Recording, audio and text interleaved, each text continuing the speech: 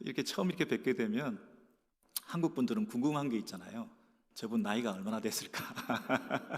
그래서 제가 올해 이제 6학년이 막 됐거든요. 그래서 보기보다 젊었네, 더 들어 보이는데 그러시는 분이 계실지 모르겠는데, 또 어떤 분은 미국에 온 지가 얼마나 되는지 그 굉장히 궁금해하시는 분이 있더라고요. 제가 96년에 왔습니다. 96년에 왔는데 오자마자 얼마 안 돼가지고 그 IMF가 터져가지고 학업을 하던 중에 뭐 공부를 이렇게 한 날을 마치고 다음 이렇게 연장을 못 해가지고 어느 교회에서 이렇게 사역을 시작하게 되었는데 2001년부터 이제 담임을 해가지고 잠시 이렇게 할 줄 알았는데 지금까지 꼭 20 몇 년 동안 한 교회에서 이렇게 섬기게 되었습니다. 그래서 참 인간의 생각과 계획대로 되는 게 없다.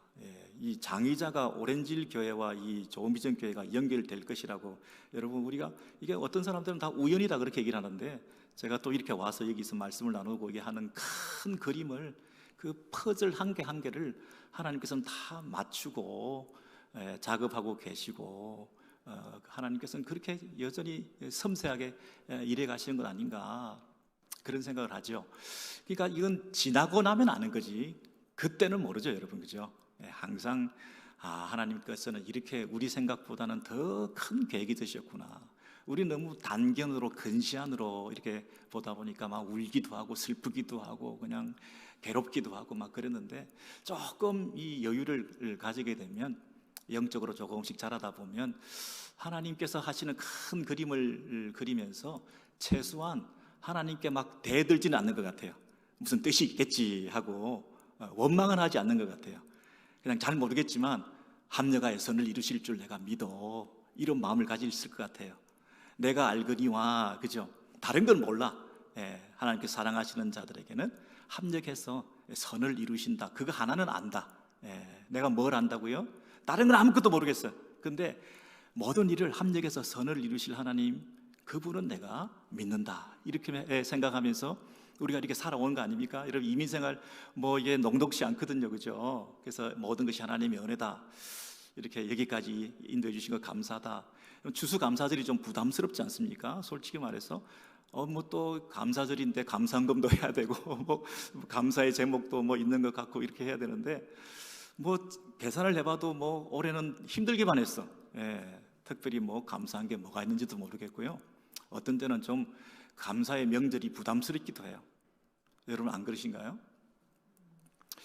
정말 내 안에 이 감사가 넘치기 위해서는 이 절대 감사, 전천후적인 감사, 환경을 초월한 이 근본적인 내 안의 감사를 회복하기 위해서는 그냥 어설프게 다른 사람과 비교해서 내가 좀 더 낫다 이런 식으로 해가지고는 안 되는 것 같아요. 그냥 좀 힘들다고 이 또한 지나가리 하면서 뭐 심리적인 요법으로 그냥 참아야지 뭐 이런 정도 가지고는 내 마음 속에서 진짜 깊은 감사가 없는 것 같아요. 정말 정말 내 안에서 진정한 근본적인 감사가 있는가 하는 것을 우리가 생각해 보게 돼요. 집사람 뭐 금방 소개했습니다마는, 집사람이 이게 있으니까 제가 이제 진실만을 말할 것을 여러분 20 몇 년 동안 이렇게 지나오면서 굉장히 힘들었어요. 여러 가지 뭐 별일이 다 있었겠지 않았겠습니까? 뭐 목회만 힘들겠습니까? 여러분의 삶도 너무너무 힘든 것이죠. 그런데 지나고 나서 보니까, 야, 정말 그때 하나님께서 그렇게 도와주셨구나 하는 그런 고백이 저와 여러분 가운데 있는 줄로 믿습니다. 며칠 전에 제가 이 라브라에 왔습니다. 왔는데 왜 왔냐면 한 장로님께서 저희 부부를 초청해 가지고 식사를 한번 하자고 그러시더라고요. 그래서 장로님 20년을 뭐 같이 교회에서 지내고 오고 그랬는데 새삼스럽게 뭐 따로 식사를 합니까? 그래서 식사하는 중에 장로님께서 이렇게 얘기하시더라고요. 목사님, 제가 80이 되었는데 이제 제가 좀 철이 드는 것 같습니다. 그렇게 얘기를 하시는 거예요. 아니 뭐 장로님이 무슨 철이 이제 드셔요?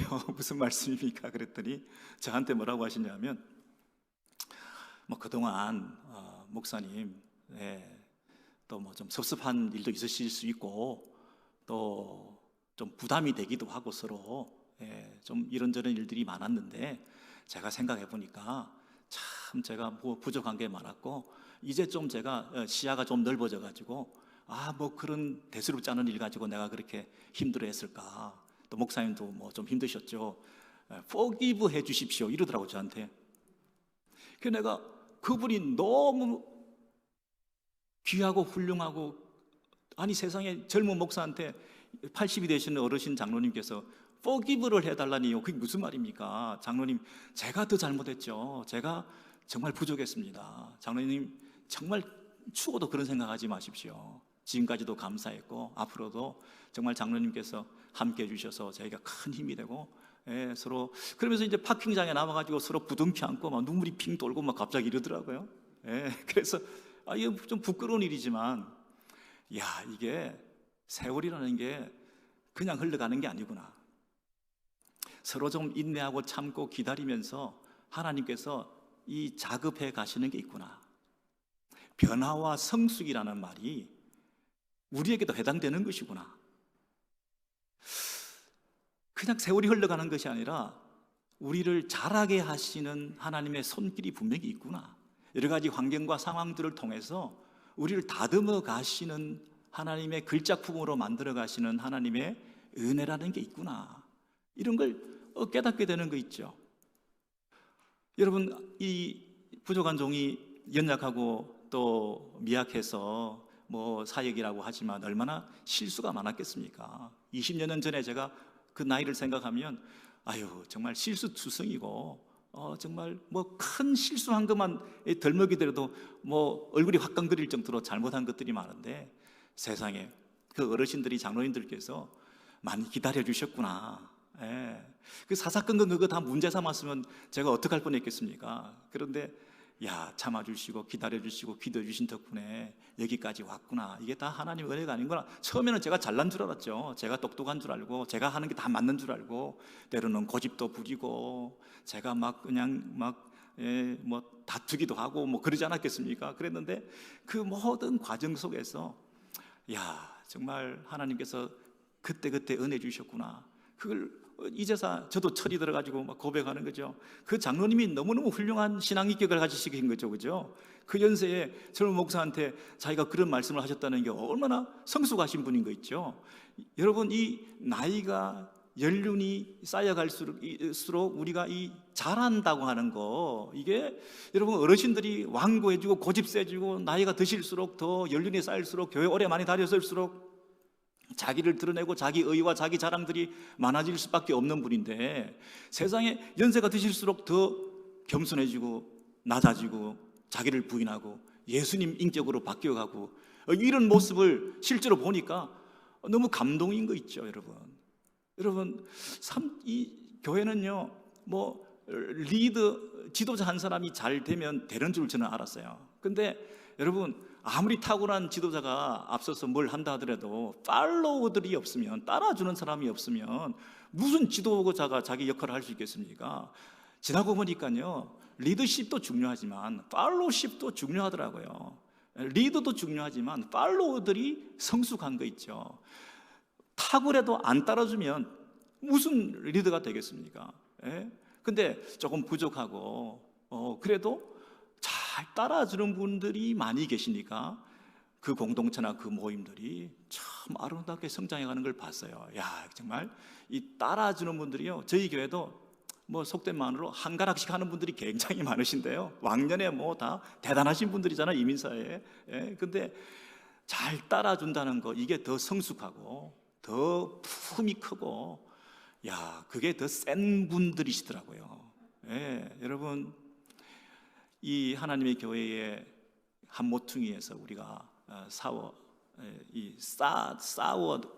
세워 나가는 이 어떤 이 건물 빌딩이라고 생각을 하면, 그 벽돌 하나하나가 다 초석이 되어서 그것이 든든한 이 공동체로 세워 나간다고 생각할 때 한 분 한 분이 다 귀하시잖아요.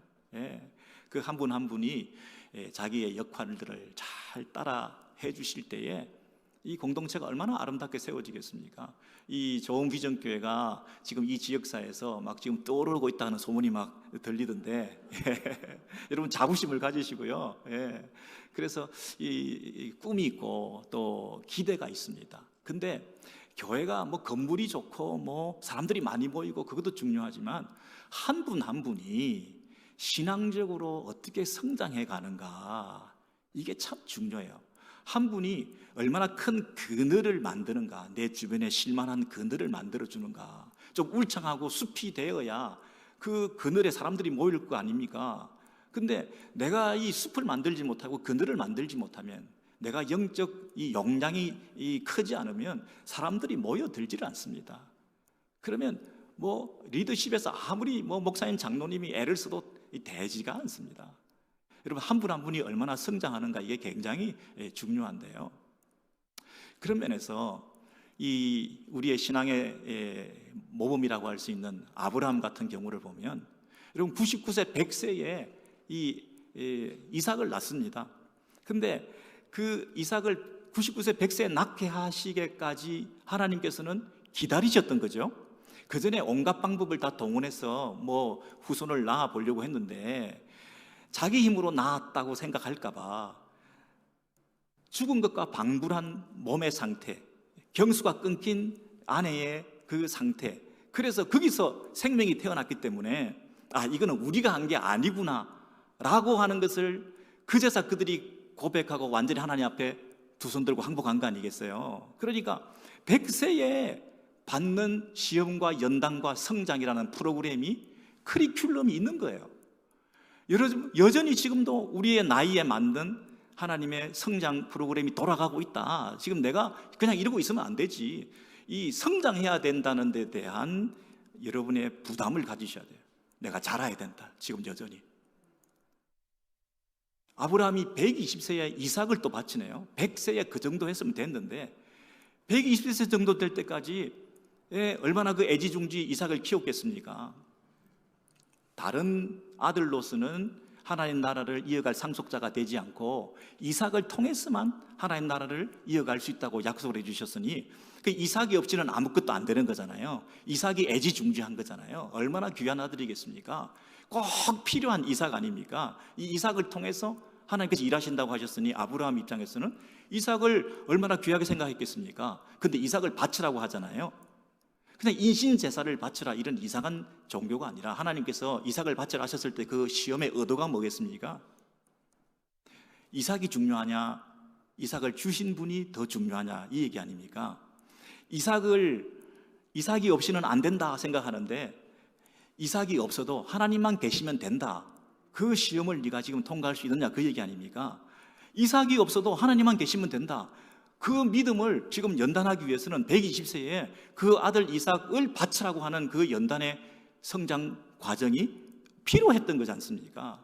여러분, 그 시험을 통과한 그 아브라함을 통해서 하나님께서는 여전히 우리에게도 지금 그 성장해야 된다, 더 성숙해야 된다, 내 고집대로 완고하게 나이가 들수록 더 내 주장을 하고 자기 의를 쌓고 하는 이런 것은 절대 안 된다.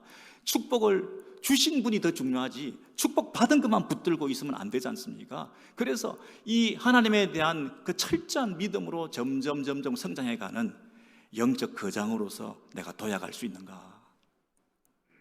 믿음의 거벌을 한 걸음 한 걸음 내디딜 수 있는가?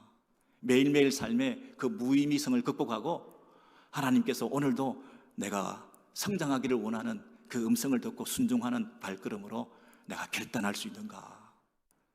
여러분, 이 하나님과 내밀한 개인적인 이런 이 관계, 교제가 있으신 거죠, 여러분, 그죠? 근데 오늘 이 시편 73편에 보시면 이 시인도 영적 거장으로 자라가는 과정에 있는데, 그 결론적으로 함께 읽었던 이 본문의 시편 73편 한번 비춰주시면 26절부터 28절에 있는 그 말씀에, 오늘 읽었던 말씀 중에 보면 내 마음의 반석이다, 그리고 내 하나님은 나의 영원한 분깃이다, 그리고 하나님은 나의 피난처다, 이 세 가지가 등장하고 있습니다. 여러분, 세 가지가 뭐라고요? 내 마음의 반석이시다. 누가? 하나님께서는 나의 마음의 반석이시다. 그리고 나의 영원한 분기시다. 분기시라는 말은 내 소유다, 내 몫이다, 그런 얘기죠. 세 번째는 나의 피난처다. 이 세 가지. 누가요? 하나님께서. 여러분, 인간이 세 가지 정도가 해결되면 행복해요. 그죠? 세 가지 정도가 문제가 없으면 내가 감사가 있을 수 있어요. 첫 번째는 뭐냐면 몸이 좀 안전한 곳에 있다. 내가 거주지가 있다. 내 몸뚱아리를 맡길 만한 처소가 있다. 내 몸뚱아리가 좀 건강하다. 문제가 없다. 내 몸에 관한 문제가 있고요. 그리고 두 번째는 내 마음의 이 불안함, 조바심, 마음의 이 염려, 근심 이런 게 좀 없고 내 마음이 좀 편안하면 그게 참 감사한 일이죠. 그죠? 세 번째는 내 소유가 내가 경제적으로 조금 너무 빡빡하면 힘들어. 내 손에 잡고 있는 소유가 좀 그래도 있어야 마음이 부드럽고 너그러워질 수가 있는 거죠.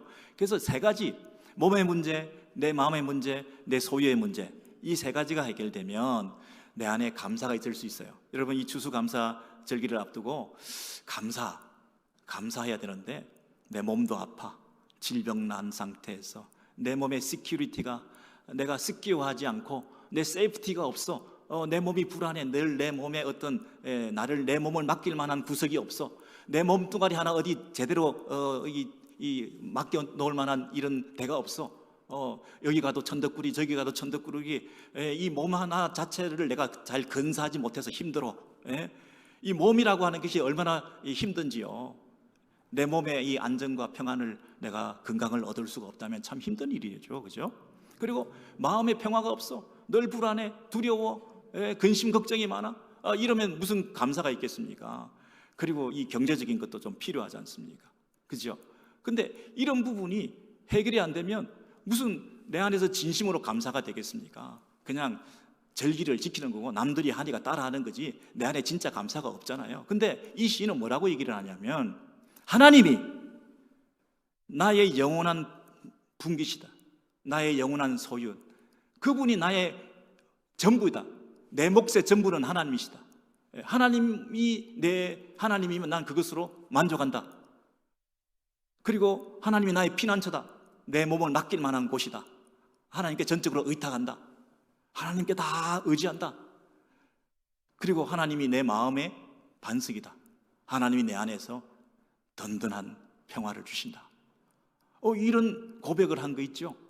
세상에 여러분 지금 이런 고백을 만약에 할 수 있다면, 하나님이 나의 모든 것이라는 이 고백을 할 수 있다면, 여러분 더 이상 무슨 더 큰 감사를 어떻게 안 드릴 수 있겠습니까? 조그만 것만 내가 가져도 어이구 이거 감사하다고, 이번에 이걸 내가 가지게 돼서 어이구 감사하다고, 조금 뭐 건강이 좋아지고 병이 나아도 어이구 감사하다고 그러는데, 여러분 하나님께서 이 모든 것을 책임져 주신다고 했을 때 여러분 내 안에 얼마나 큰 감사가 있겠습니까? 그런데 이 시인이 처음부터 이랬겠냐고요. 처음부터. 이게 시편 73편의 제일 마지막이거든요. 처음에는 굉장히 스트러글 했습니다. 불편했습니다. 죽을 것 같았습니다. 이 시인이 너무너무 마음에 불안함이 있었고 고통스러웠습니다. 이 시인이 죽을 지경이었어요. 여러분 이 시편 처음으로 한번 돌아가 보시면요, 2절부터 12절까지 전체에 오늘 본문에 앞에 비춰주실 텐데요, 시편 73편 2절에서 12절에 보시면 나는 거의 넘어질 뻔하였고 그랬습니다. 실족할 뻔했다. 내 걸음이 미끄러질 뻔하였다. 뻔이라는 말이 나오죠. 근데 이 말은 뻔했지 미끄러지는 다행히 않았다는 뜻입니다. 거의 미끄러질 뻔했다. 그런데 왜 미끄러질 뻔했냐면 내 신앙을 버리고 하나님도 부인하고 내 믿음이 추락할 뻔했냐면 그 이유는 뭐냐면 이는 내가 악인의 형통함을 보고 질투하였기 때문이다. 여러분 질투, 마음의 질투심, 마음의 반석에 요동하지 않는 그런 마음의 평화가 없어요. 질투심으로 막 가득 차인 거죠. 막 부글부글 끓어오르는 거 있죠. 원래는 마음의 평화가 없었다니까요. 마음에는 질투심으로 가득했다니까요. 그런데 어떤 사람을 보니까 죽을 때까지 해도 고통이었고 그 힘이 강건하고 사람들이 당하는 고난이나 재앙도 없고 교만이 그들의 목걸이고 너무너무 살이 쪄가지고 눈이 막 튀어나올 지경이고 소득은 마음의 소원보다 더 많고 그랬습니다. 항상 평안하고. 여러분 누가 그렇다고요? 악인들이라도, 그들이 악인들인데도 항상 평안하고 재물은 더욱 불어난다. 그리고 이 시인 입장에서는 재물도 더 많은 저 사람, 그리고 몸도 건강한 저 사람, 그리고 세상에 태평스럽게 저렇게 잘 살아가는 사람을 볼 때 너무 본인하고 비교해 보니 힘들었던 거 있죠. 예, 여러분 이런 얘기입니다. 제가 좀 쉽게 설명을 드리면 그 삼박자 축복이라고 있습니다.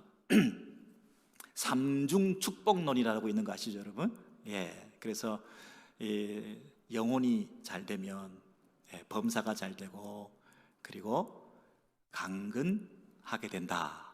그래서 우리가 하나님과 관계가 잘 되고 예수를 믿고 구원을 받고 내 영혼이 잘 되면 내가 직장도 그리고 사업도 범사에 다 잘 되고 그리고 몸도 강건하게 된다. 이게 박자가 세 박자가 척척척 맞아 떨어지는 것이 예수 믿는 거라고 우리가 생각을 했는데, 근데 오늘 이 본문을 보면 그 삼박자에 맞지가 않는 거예요.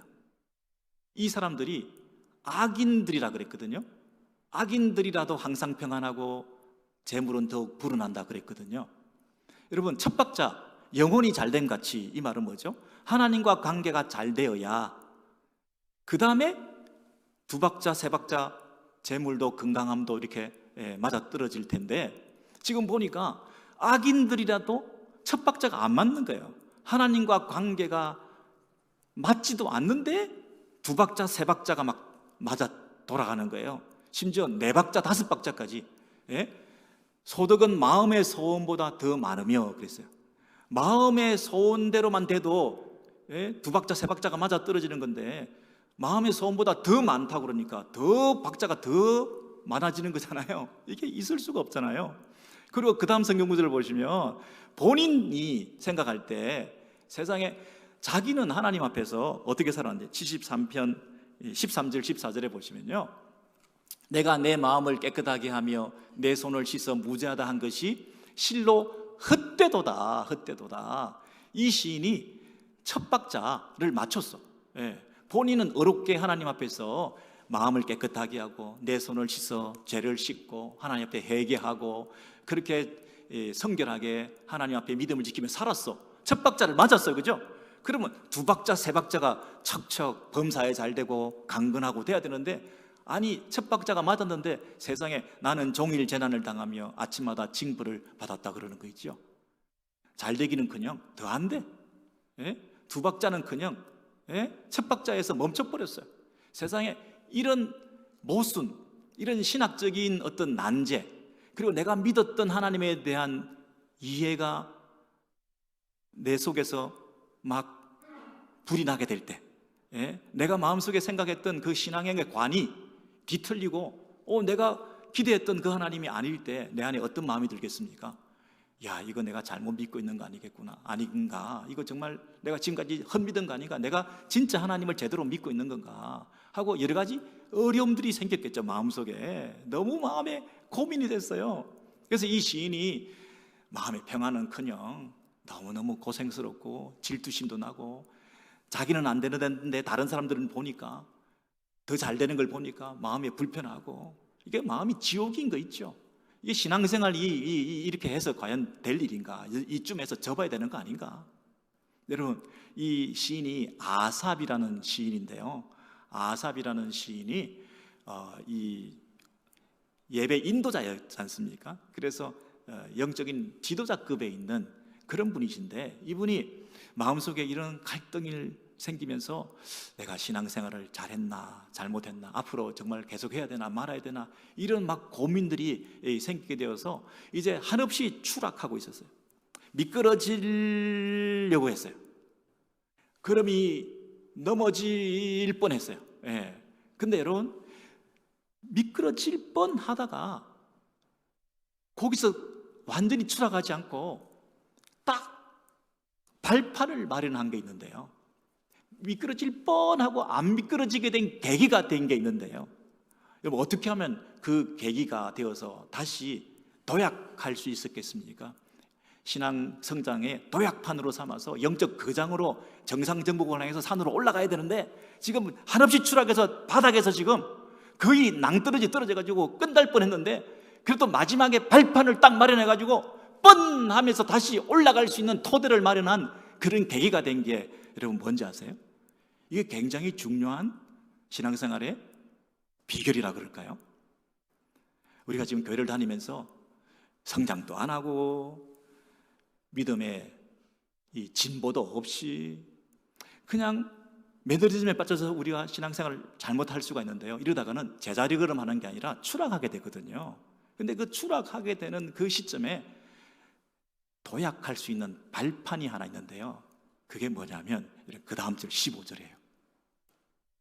여러분 15절에 보면, 여러분 같이 한번 읽으실래요? 15절 시작. 내가 만일 스스로 이르기를 내가 이렇게 말하리라 하였다면 주의 아들들의 시대를 대하여 계율을 행하였으리라 그랬습니다. 여러분 계율이라는 말은요, 밑에 영어를 보니까 betray라 있어요. 배신을 한다. 이 개역 개정에 보면 악행을 한다, 계율을 한다, 악행을 한다, 배신을 한다, 못할 짓을 한다, 정말 나쁜 짓이다, 이렇게 얘기를 하는 거죠. 근데 뭘 얘기를 하면요, 내가 만일 스스로 이르기를, 자기가 스스로 얘기하는 겁니다. 혼자서 얘기를 하기를 내가 이렇게 말하리라 하였더라면, 내가 속에 있는 얘기들을 이렇게 하였다고 한다면, 내가 이렇게 내 속에 있는 얘기들을 누구에게?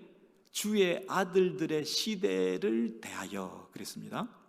주의 아들들이 누굽니까? 하나님의 백성들이죠. 하나님의 백성들의 그 무리, 하나님의 백성들이 모여있는 교회 공동체라고 말할 수 있습니다.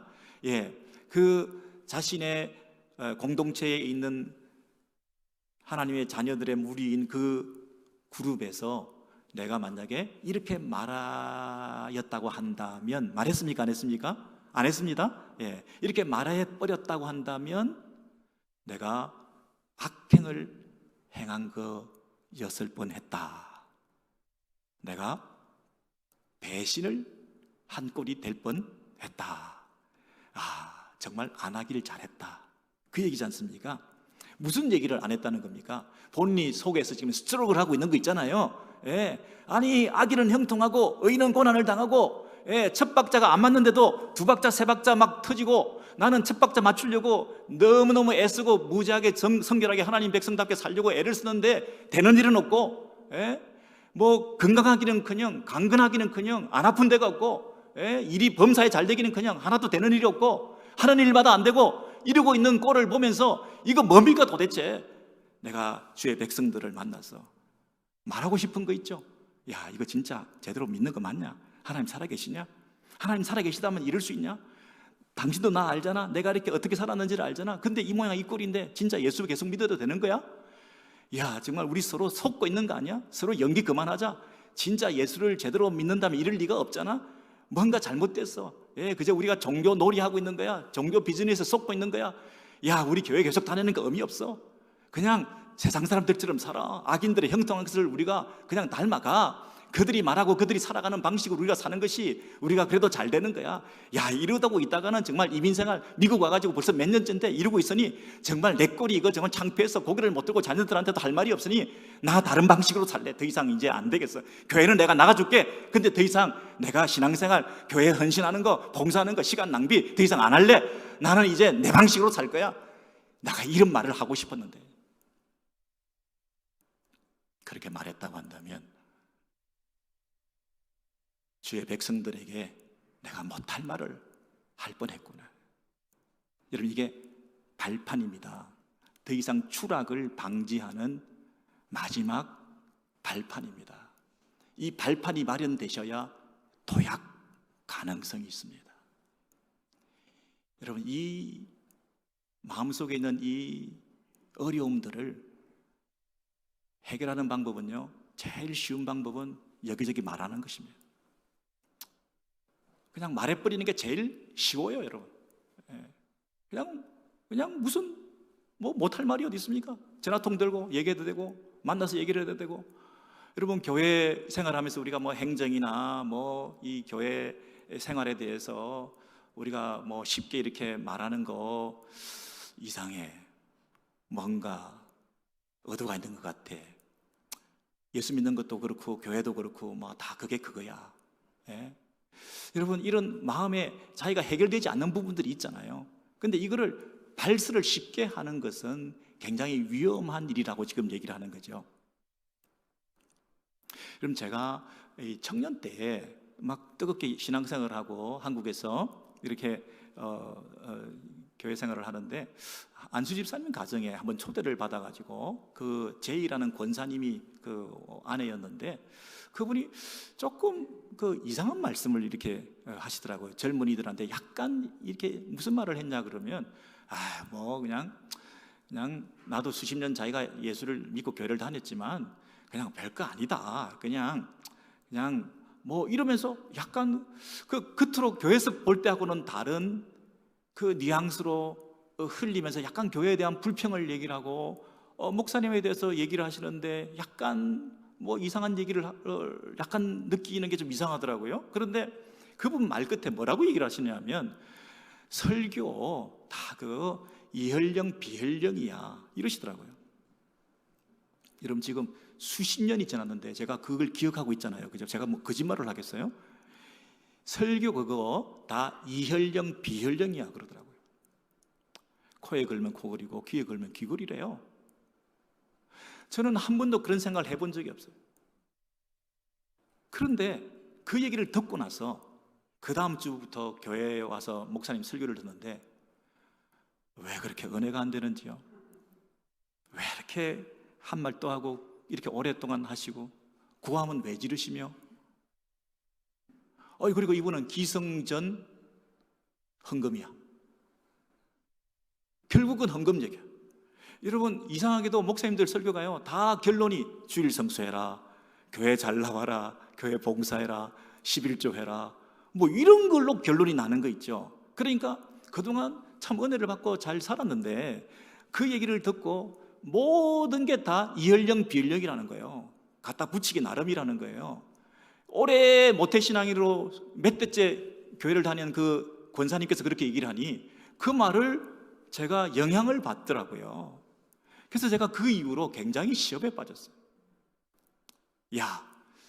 결국은 이게 다 돈이 있어야 되는 거고, 자꾸 헌금 얘기를 하시는 걸 보니까 목사님 자기가 뭐 필요한 건가? 뭐 이러면서 나중에는 제가 어디까지 생각을 했냐면, 당신 목회 성공을 위한 우리는 소모품에 불과하구나. 그냥 다 우리 부려먹는 거구나 이거. 여러분 한국교회는 아침 새벽부터 주일날 밤 늦게까지 봉사하고 예배드리고 다 했지 않습니까 옛날에? 그 청년 때 혈기왕성해서 열심히 하다가 갑자기 확 식어져가지고 그 다음부터 교회 생활에 대해서 뭔가 거리를 두게 됐어요. 계속 이렇게 내가 열심을 다해서 한다는 게 무슨 누구를 위한 건가 이런 생각이 갑자기 드는 거 있죠. 여러분 제가 무슨 얘기를 하는지 아시죠? 우리가 마음속에 이 스트로크를 하는 게 있을 수 있습니다. 그리고 마음에 안 드는 부분이 있을 수가 있습니다. 이건 이렇게 해야 되는데 저렇게 해야 되는데 이런 생각이 들 수 있는데, 그거를요 적어도 이 아삽이라고 하는 이 지도자급에 있는 사람이 그걸 함부로 발설을 한다, 사람들을 모아놓고 자기의 그 불편함을 얘기를 한다, 수군수군 거린다, 뭐 뒷담화를 한다, 저렇게 얘기를 할 때 그게 교회를 배신하는 거다, 그 악행을 하는 거다. 정말 조심해야 된다. 그런 나쁜 영향력을 내가 미칠 수 있는 그런 사람으로 내가 전락해서는 안 된다. 이러면요 그 말을 하는 순간 동반 추락이에요. 나도 추락하고 그 상대방도 추락하고 공동체도 추락하고, 도약은커녕 추락에 나락에 완전히 빠져서 다시 헤어나기가 참 어려운 거예요. 그런데 이 시인은 할 뻔했는데 내가 이렇게 말하지 않았기 때문에 더 이상 추락을 방지하고 도약할 수 있는 근거를 마련한 거예요. 여러분 근데 이 시인이 여전히 그 문제는 해결이 안 됐어요. 해결이 됐기 때문에 도약하게 된 게 아니고요, 해결은 여전히 안 되고 마음속에 불편함은 계속 있고, 이 신학적인 난제, 악인의 형통과 의인의 고난, 이 부분에 대해서 해결이 하나도 안 됐는데도 불구하고 일단은 그것을 얘기하지 않기로 한 거예요. 그러니까 마음은 더 부글거려. 이 16절을 보시면, 내가 어쩌면 이를 알까 하여, 내가 어쩌면 이를 알까 하여 생각한 적, 그것이 내게 심한 고통이 되었다 그랬어요. 도저히 이해가 안 돼. 이해가 안 돼. 예, 그러다 보니 너무너무 내 안에서 더 큰 고통이 생긴 거 있죠. 차라리 말해버리면 시원할 텐데, 예, 그냥 수다를 떨고 전화통 들고 다다다다다 얘기하고 뭐 이러면 그냥 마음의 해소가 되어서, 예, 덜 고통스러울지 모르겠는데, 이 시인은 그걸 얘기하지 않기로 하니까 안에서 더 부글거리고 말도 못하고, 예, 해결도 안 되고 너무너무 고통스러웠는데, 그러나 그것이 도약의 발판이 되어가지고 17절 이하에 넘어가시면 하나님의 성소에 들어갈 때야 그랬습니다. 그들의 결국을 내가 깨달았나이다 그랬습니다. 여러분, 깨달았나이다, 어디에 들어갔을 때? 하나님의 성소에 들어갈 때야 그랬습니다. 여러분, 해결이 안 됐습니다. 근데 해결이 안 된 채로 마음에 심한 고통의 시간들을 보냈습니다. 뭐 때문에 고통했습니까? 생각한 적. 생각이 주는 고통의 시간을 보낸 거죠. 여러분, 이 생각하는 그리스도인들, 이게 뭔가 막 떠들고 얘기부터 하지 말고 내가 혼자서 생각을 깊이 해볼 때 해결이 안 돼. 해결이 안 되면서도 그러나 묵상하고 생각하고 또 생각하고 하는 그 과정을 통해서 그 심한 고통의 과정의 그 시간들을 통과해야 그 다음에 깨달음의 경지로 나아갈 수 있는 거죠. 우리가 그 고통의 시간, 생각하는 그리스도인으로서의 그 마음의 시간들을 가지지 않고 그냥 너무 피상적으로, 단편적으로, 단세포적으로 막 살다 보니까 이 생각으로 인해서 쌓여진 신앙의 내공과 깊이가 없는 거죠. 그런데 그 심한 고통의 시간들을 통해서 이 시인이 큰 깨달음을 얻었다는 거예요. 깨달았다 그랬습니다. 언제? 성소에 들어갔을 때 그랬습니다. 성소는 하나님이 계시는 곳이죠. 그동안 하나님 꼴도 보기 싫었는데 하나님 왜 이러십니까? 그랬는데 하나님 앞에 나아갔을 때 그 하나님의 성소에서 하나님이 깨달음을 주셨다. 이전에 없던 깨달음을 주셨다는 거예요. 늘 다니던 성소인데 그날따라 하나님께서 깨우침을 주셨다는 거예요. 여러분, 우리가 잘못 생각하면 성소 그러면 그냥 거룩한 장식이 있고 아름다운 어떤 그 분위기가 있는, 그래서 뭐 스테인드 글래스에 화려한 찬란한 빛이 있어서 종교적인 그런 마음의 깊은 어떤 위로가 있고, 뭐 올겐 소리가 화려하게 아름답게 선율이 있어가지고 마음이 평화로워지고 하는 이런 심리적인 이런 성소라는 게 아니고, 뭐 주일마다 우리가 주말마다 뭐 바닷가에 나가서 뭐 석양을 보면서 마음을 쓸어내리면서 참 좋은 분위기였어. 교회에 오면 그런 느낌을 가지게 만들어주는 장식도 하고 분위기도 만들고, 그래서 이 성소 거룩한 곳, 이 메인 생추리에 들어오면 눈물이 나고 안정감이 생기고 분위기가 좋고 뭐 이런 그런 분위기에 이 시인이 위로를 받은 게 아니고 깨달음을 통해서, 지적인 이성적인 사색을 통해서 깨우침이 있는 것이 성소라는 거예요. 성소는 분위기가 좋은 게 성소가 아니라 깨달음이 있는 곳이 성소예요. 뭘 깨달았습니까? 뭘 깨달았습니까? 그들의 결국을 내가 깨달았다. 여러분, 큰 그림을 보게 되었다. 내가 근시안적으로 단편적으로 일부만 잠시 이 모습을 내가 봤는데 결국에 대해서 보게 됐다. 크게 보게 되었다. 길게 보게 되었다. 하나님의 관점에 눈을 뜨게 되었다. 여러분, 이 니고데모라는 사람이 있었는데 예수님께 나와서 어떻게 하면 거듭납니까? 당대의 석학이 이렇게 물었습니다. 거듭나야 된다. 중생에 대해서 얘기를 했습니다. 그랬더니 이 니고데모가 뭐라고 얘기했습니까? 아니, 어머니 뱃속에 어떻게 다시 들어갔다가 나올 수 있습니까? 이렇게 얘기를 했죠.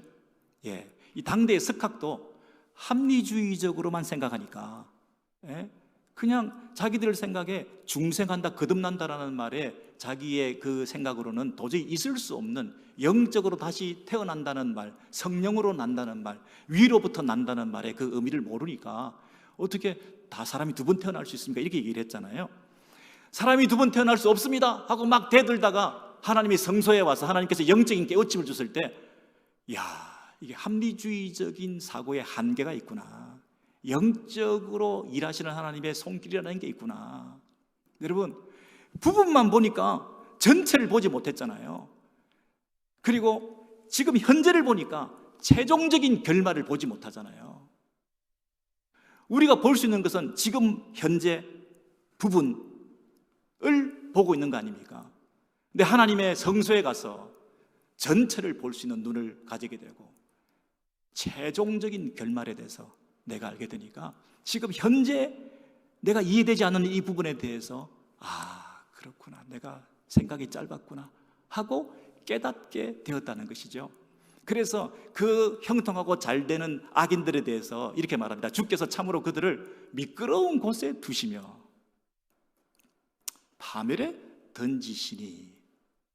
내가 지금 미끄러져서 막 미끄러지어서 제일 초라하고 내가 제일 실패한 사람으로 살아가고 있다고 불편해하면서 제일 안정되고 제일 형통하고 삼박자 사박자가 맞아 떨어져가는 그 악인들에 대해서 부러워하고 있던 그 사람이 뭐라고 얘기를 하냐면, 일의 결국을 보면, 최종적인 걸 보면, 더 큰 시야에서 보면, 영원한 것을 바라보면 이 땅에서 그들이 형통하고 잘 되는 것이 혹시 미끄러운 데 있는 것 아닌가, 그들이 반석에 있는 것이 아니라 오히려 그들이 지금 미끄러지고 있는 것 아닌가, 이런 마음을 가지게 되었다는 거예요. 그래서 내가 초라했다가 갑자기 그들이 불쌍해지는, 내 연민에 빠져서 내가 나만큼 불쌍한 사람이 있으면 나와봐 라고 얘기했던 사람이 저들이 갑자기 불쌍하게 보이는, 그런 대반전이 지금 생긴 거 아니겠습니까? 여러분, 주의 성소에 들어갔을 때에 여러분, 이 교회가 있다는 게, 교회당이 있다는 게, 교회가 모이는 건물이 있다는 게 얼마나 감사한지 아시죠, 여러분? 우리가 이곳에 들어와서 하나님 앞에서 큰 그림을 보는 거죠. 교회에 오면 하나님을 만나지만 그보다 먼저 누구를 만나느냐 하면 나보다 먼저 오신 성도들을 만나게 됩니다.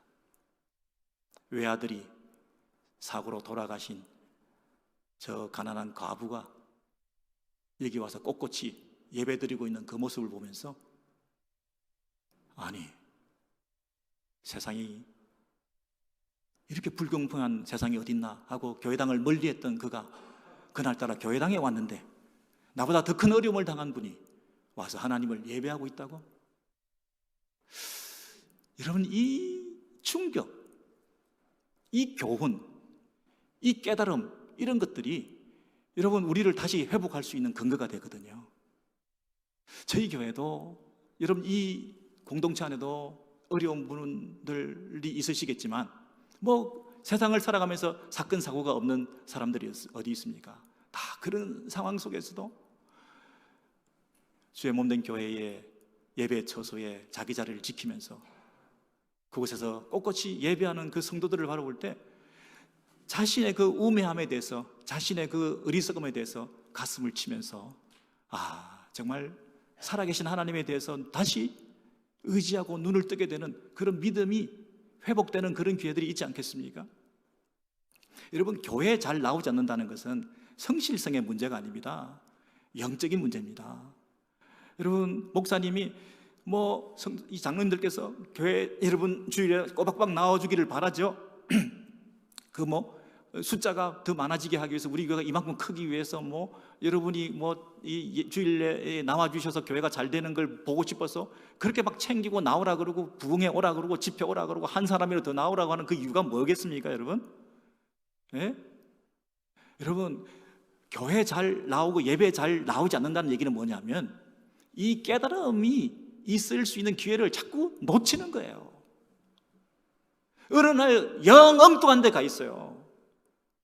이 깨달음을 통해서 영적 시야가 큰 분들은 영적 거장으로 도약할 수 있는 가능성이 있는데, 미끄러질 뻔하다가 다시 회복할 수 있는 근거가 그들 속에 마련되고 있을 수 있는 가능성이 있는데, 그게 없는 사람들은 어느 날 쭉 미끄러져 버려요. 교회가 얼마나 중요한지요.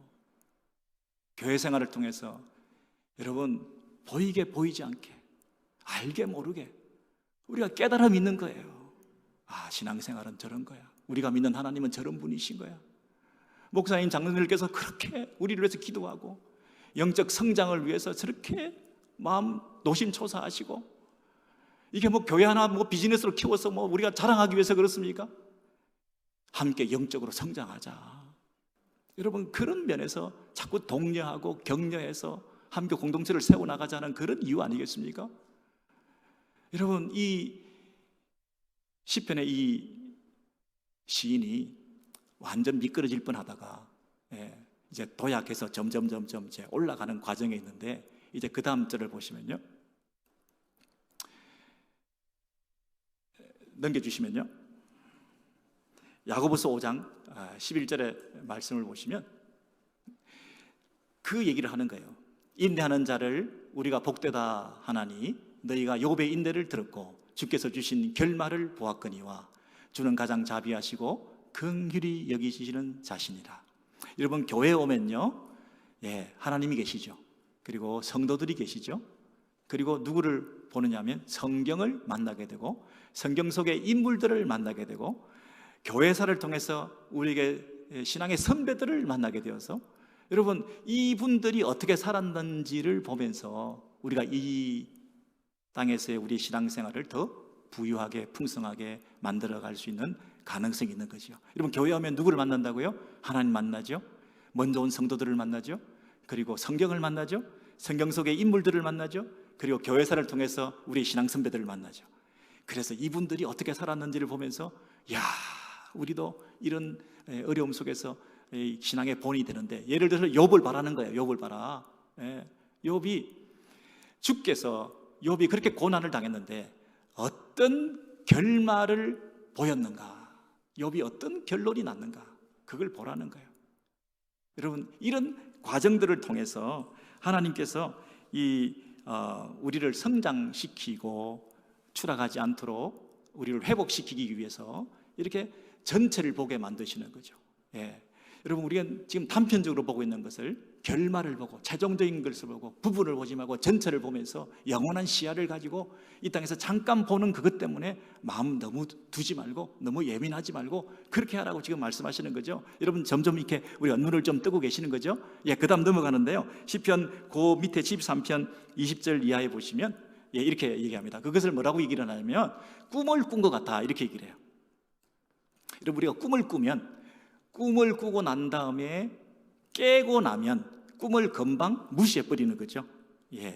우리가 꿈을 꿀 때는 이게 진짜인 줄 알고 현실인 줄 알고 막 식은땀도 흘리고 막 울기도 하고 막 심각하게 받아들이지 않습니까? 근데 그 꿈을 깨고 나면 그 꿈은 무시해버리는 거잖아요.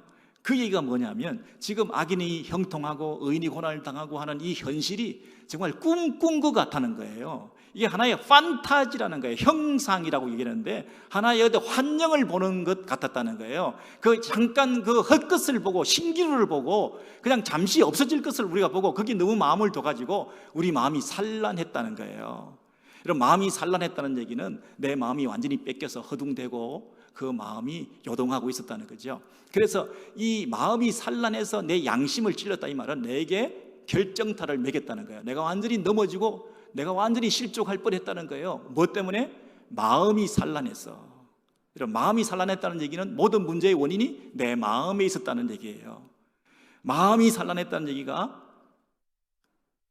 여러분의 마음속에 잘 이해가 되었으면 좋겠습니다. 여러분, 지금 마음이 산란하신가요? 마음이 왜 산란했습니까? 제가 예를 들어 볼게요. 여러분, 만약에 화약 창고가 있는데 화약 창고에 막 큰 불이 나버렸어요. 어떻게 불을 냈냐면, 내가 성냥개비 하나를 들고 있다가 그 성냥개비 불이 붙은 것을 화약 창고에 대가지고 큰 불이 나버렸어요. 그러면 여러분, 이 화약 창고는 멀쩡하게 있었는데 내가 불을 대가지고 불을 낸 거 아닙니까? 예? 근데 이 불의 원인이 화약 창고에 있습니까? 아니죠. 내가 성냥개비 하나에 불을 붙인 것 때문에 큰 화재가 난 거 아닙니까? 여러분, 우리가 알러지가 있어가지고요, 막 기침하고, 뭐 그냥 재채기를 하고, 막 콧물이 주르르 흐르고 그러잖아요. 예, 그게 왜 그렇습니까? 무슨 알러지가 있기 때문에 그렇죠. 꽃 알러지가 있기 때문에 그렇죠. 내 안에서 뭔가 작은 것이 기능이 이상해져서 내 속에서 뭔가 이 디스펑셔널한 일들이 생기다 보니까 환경은 늘 그대로 있었고, 멀쩡하게 화약창고는 그대로 있었고, 뭐 대자연은 그대로 있었는데 내 안에서 막 난리가 나서 막 기침을 하고 막 내 안에서 문제를 일으킨 거 아니겠어요? 여러분, 내 안에 있는 마음이 산란해서 내 마음이 흔들려가지고 악인이 형통하고 의인은 고난당하고 지들은 잘 나가고 나는 이게 뭐고 불편하고 나는 이렇게 했는데도 안 되고 2박자 3박자 4박자까지 터지는데 나는 첫 박자를 아무리 맞춰도 2박자도 안 터지고, 야, 너무 부럽다, 하나님 뭐 하시나. 내 마음이 산란해가지고 환영을 보고 꿈을 꾸고 있는, 잠시 그 꿈을 꾼 것 같은 그런 상황을 현실로 진짜 받아들이고 심각하게 받아들이고 영원한 것으로 받아들여가지고, 하나님은 살아계시는데, 하나님 영원하신 분인데 나는 잠시 이 일시적인 걸, 내 눈에 보이는 이 문제 때문에 내가 힘들다 보니까 마음이 약해져가지고 마음이 산란해가지고 모든 게 싫어지고 다 싫어지고 마음에 불이 나가지고 막 화약 창고에 불이 났는데, 예, 내가 성냥개비 하나 가지고 있는데 내 마음에 이 불난 것 때문에 이 일이 다 벌어진 건데, 사실은 화약 창고를 탔다고. 여러분, 우리가 내 밖에 있는 모든 것들 때문에 내가 지금 힘들다고 생각했는데 알고 봤더니 내 안에서 힘들었던 거예요. 모든 문제는 내 안에서 있었던 거예요. 마음이 산란하여 거기서 뭐라고 했냐면, 내가 바보 같았구나, 내가 이같이 우매무지함으로 주 앞에 짐승이었다, 이렇게 얘기해요. 여러분, 짐승의 특징이 뭡니까? 자극과 본능, 자극과 반응 사이에 생각이 없는 게 짐승 아닙니까? 자극을 받으면 바로 반응하는, 자극을 받으면 바로 반응하는. 어린애가 특징이 뭡니까? 생각 없이 자극을 받으면 바로 반응하고. 예. 여러분, 내가 짐승 같았다는 얘기는 뭡니까? 생각이 없었구나. 내가 자극을 받으면 바로 반응하고, 내가 악인이 형통하고 상황이 이렇게 불편하니까 내 속에서 불이 나가지고 막 반응을 하고. 내 신앙이라고 하는 게 고작 이 정도? 생각 좀 해라. 결말이 어떻게 날지 생각 좀 해봐라. 하나님께서 어떤 분이신지 좀 생각 좀 해봐라. 예? 그리고 생각을 했으면, 자극을 받으면 바로 반응하지 않거든요. 내가 짐승 같았구나. 이 얘기는 쉽게 얘기하면 내가 초신자처럼 굴었구나, 이런 뜻이죠. 아삽이라는 이 예배 인도자가 내가 초신자처럼, 어린애처럼, 짐승처럼 자극을 받고 바로 반응하고, 환영을 보고 이게 현실인 것으로 착각해서 거기에 마음이 뺏겨가지고 하나님이 계시니 안 계시니, 꿈을 깨고 나면 그건 없어지는 거와 똑같은데, 그 없어질 것을, 잠시 없어질 것을 가지고 마치 그것이 영원한 것인 양 내가 마음을 뺏겼구나. 여러분, 이런 이 시인의 이 고백을 통해서 23절 이하에 보시면 이제 마무리하겠습니다. 여러분, 그럼에도 불구하고 내가 항상 주와 함께 하니 그랬습니다. 오늘 아까 찬양을 드리는데요, 그럼에도 불구하고 하나님께서 나를 사랑하신, 그럼에도 불구하고 하나님께서 나를 안아주신. 예. 이 한글 성경에 빠진 부분이 이겁니다. 그럼에도 불구하고, nevertheless, 이 단어가 빠져 있어요. 내가 짐승 같고 나는 절망이고. 여러분, 내가 짐승 같고, 이건 자기의 반성이 극에 달한 거죠. 자기 반성이 너무 심하다 보면 자기 학대로 빠질 수 있죠. 자기 학대가 너무 심하다 보면 자살로 빠질 수 있죠. 나는 살 소망이 없어, 나는 아무 가치 없어, 죽어야 돼 하고 인생 끝날 뻔했는데 자살이 살자로 바뀔 수 있었던 것은, 그럼에도 불구하고 하나님이 나와 함께 하신다. 하나님께서 내 오른손을 붙드셨나이다. 여러분, 내가 그때 왜 성전에 들어갔을까? 막 추락하고 있었는데 그날따라 왜 내가 성소에 들어갔을까? 아, 그때 하나님께서 나를 발걸음을 향하게 하셨지. 내가 늘 듣던 말씀인데 그날따라 왜 이 말씀이 내게 은혜가 됐을까? 아, 그때 하나님께서 내 마음을 작업해 주셨구나. 내가 말할 뻔했는데 내가 말하지 않기로 이를 꽉 물고 내가 이 말을 발설하지 않기로, 덕이 되지 않는 말을 안 하기로 전화통을 들었다가 놨던 것이 하나님의 은혜였구나. 그때 당신이 내 오른손을 붙들어 주셨구나. 그래서 내가 도약의 발판을 마련하고 이렇게 영적 정상 정복을 향해서 올라갈 수 있는 이런 계기가 되었었구나. 그럼에도 불구하고 내가 짐승 같은 짓을 했지만 하나님께서 나와 함께 하고 계셨구나. 여러분, 여기 영어를 보시면요, continually라는 단어를 쓰고 있어요. 항상 그분이 나와 함께 하셨구나. 단절이 없다는 거죠. 나는 최악이고 나는 최저의 상태를 살았는데 하나님께서는 나에게 최선으로 늘 다가오셔서 순간 한순간도 나를 버리신 적이 없다. 나는 주를 떠났는데 주께서는 나를 여전히 붙들고 계셨다는 거죠. 여러분, 계속해서 이 말을 기억하십시오. 단절이 없다. 하나님께서는 나의 삶을 끝까지 책임지신다. 어디까지요? 지금까지 과거에 그렇게 했던 것처럼 후에도 그랬습니다. 나를 인도하시고 후에는 영광으로 나를 영접하시리니 하늘에서는 주 외에 누가 있으리요? 땅에서도 주밖에 내가 사모할 자 없나이다. 이 시인이요, 처음에는 주님이 계시면 이럴 리가 없지, 주님 없는가 봐, 불편하고 볼멘 소리를 하고 하나님 앞에 대해서 원망스러운 이런 마음을 가졌는데 이게 뭐라고 얘기한다고요? 주님밖에 없습니다. 주님밖에 없습니다. 이 시인이 이렇게 고백하게 된 것은 무엇입니까? continually 그분이 나를 붙잡아 주셨구나. 내가 하나님과 관계가 단절된 상태에서도 그분은 그때도 나를 이렇게 세워주셨구나. 최악의 순간에도 그분은 나와 함께 하시면서 내 오른손을 붙들어 주셨구나. 그리고 과거에 그렇게 하셨다면 지금도 함께 하시고 후에도 영원히 우리를 영광으로 인도하실 것이구나. 여러분, 이 본문을요, 로마서 8장 29절 30절에 보시면 이렇게 얘기를 하고 있습니다. 하나님이 미리 아신 자들을 또한 그 아들의 형상을 본받게 하기 위하여 미리 정하셨으니 또 미리 정하신 그들을 또한 부르시고 부르신 그들을 또한 어렵다 하시고 어렵다 하신 그들을 또한 영화롭게 하셨다, 그렇게 얘기를 하죠. 여기서 여러분, 물론 어렵다, 칭의, 그리고 부르셨다, 소명, 그리고 뭐 영화롭게 하셨다, 영화, 뭐 이런 거 다 중요한 단어지만 더 중요한 단어는 뭐냐면 그들을 또한이라는 단어입니다. 미리 아신 자들을, 그들을 continually, 그들을 그대로 그 아들의 형상을 본받게 하기 위해서 미리 정하시고 정하신 그들을 또한 계속해서 그들을 또한 부르시고 부르신 그들을 또한 의롭다 하시고 의롭다 하신 그들을 또한 영화롭게 하셨다.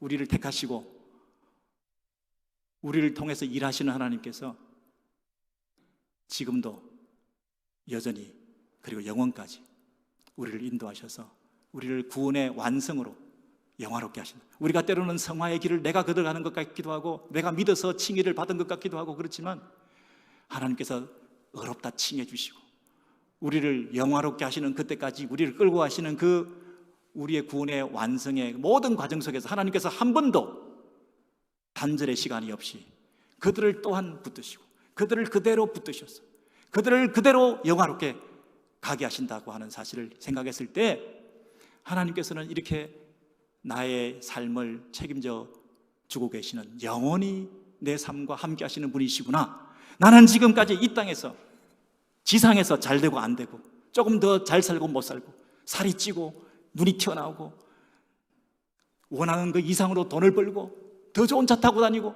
내가 하는 게 이 땅에서 잘 안 되고 아프고 내 삶에 이런 어려움이 있고 자녀들 가운데 아픔이 있고 왜 우리 가정에 이런 아이가 태어나게 만들고 내 삶 가운데서 왜 이런 불행이 찾아오게 만들고 이 땅에 전전긍긍하면서 하나님 이러실 수 있습니까? 원망하고 불평하는 마음으로 마음속에 해결되지 않은 부분들을 가지고 있다가 나를 영원까지 영원토록 이 지상이 아니라 영원토록 내 삶을 책임지시다는 사실을 깨달았을 때 주밖에 없습니다. 주님만이 나의 만족이십니다. 주님만이 나의 영원한 분기십니다. 주님만이 나의 피난처이십니다. 주님만이 내 마음의 반석이십니다. 여러분, 이 시인이 그렇게 마지막에 고백하게 되었던 거 아니겠습니까? 여러분, 제가 오늘 조금 시간이 오버됐습니다마는 여러분을 이 고백으로 끌고 오기 위해서 제가 제 논리로 말한 게 아니라 성경에서 어떤 논리를 가지고 여러분을 설득해 왔는지를 여러분 생각해 보십시오. 성경이 설득해가는 과정을 통해서 여러분의 마음에 하나님이 내 마음의 반석이시구나, 하나님만이 내 영원한 소유요 분기시구나, 하나님 나의 영원한 피난처이시구나. 여러분, 그 고백이 있을 때 거기서 터져나오는 감사가 있지 않겠습니까? 그것이 주는 진정한 감사가 있지 않겠습니까? 다른 사람과 비교해서 내가 조금 더 낫다, 다른 사람이 고통을 당한 그 비극보다는 내가 덜 고통을 당했다, 이것 때문에 가지는 상대적인 감사가 아니라 절대적 감사, 전천후적 감사. 여러분, 우리 좋은 비전교회에서 이 감사가, 이 찬양이 회복되시기를 주의 이름으로 축원합니다.